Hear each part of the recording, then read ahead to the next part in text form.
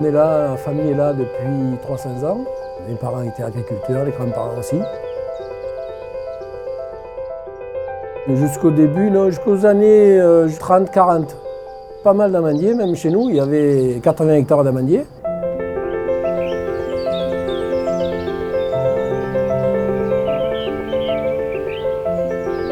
Déjà, l'amandier, c'était un arbre emblématique du territoire. C'est un arbre qui était très présent dans la région et qui a, après les années 50-60, qui a peu à peu disparu, puisque en fait, il y avait d'autres cultures comme la lavande ou l'olivier qui étaient plus intéressants pour les agriculteurs. Donc l'Occitane fait partie des fondateurs de France Amande. Donc France Amande, donc, ça regroupe vraiment tous les acteurs de la filière. Ça va du pépiniériste au producteur jusqu'à l'utilisateur, que ce soit pour tout ce qui est recherche, expérimentation, qui soit à la fois consommateur d'amandes pour la cosmétique ou pour la confiserie, de ramener leur sourcing d'amandes en France. Dont l'objectif est de planter 3000 hectares et donc environ 900 000 arbres dans les 5 ans qui viennent.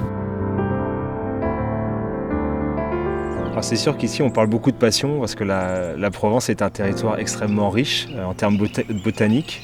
On a également des agriculteurs qui savent vraiment cultiver cette biodiversité et la transmettre de génération en génération. Parce que les gens se sont tournés vers cette culture qui est tout au moins vers ce fruit, qui est quand même très important, parce qu'on revient vers la culture traditionnelle. Et puis pour la région, l'amandier est très utile parce qu'il fait partie de la biodiversité. Et ça, là, on a la chance d'avoir des agriculteurs à nos côtés, d'avoir des partenaires qui vont pouvoir les produire de manière durable. Et encore une fois, de produire cette biodiversité jour après jour, qu'elle se renouvelle. À Valençois, il y a des amandes, il y a de la lavande, il y a des abeilles.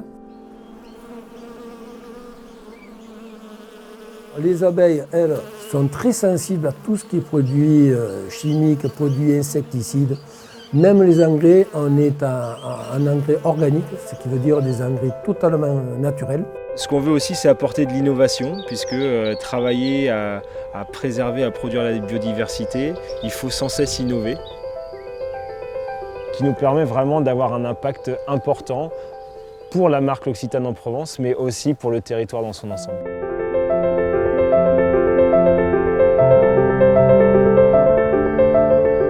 À améliorer, à faire de la recherche pour planter d'autres essences, on a envie je sais pas, d'apporter, on va dire, sa pierre à l'édifice, quoi.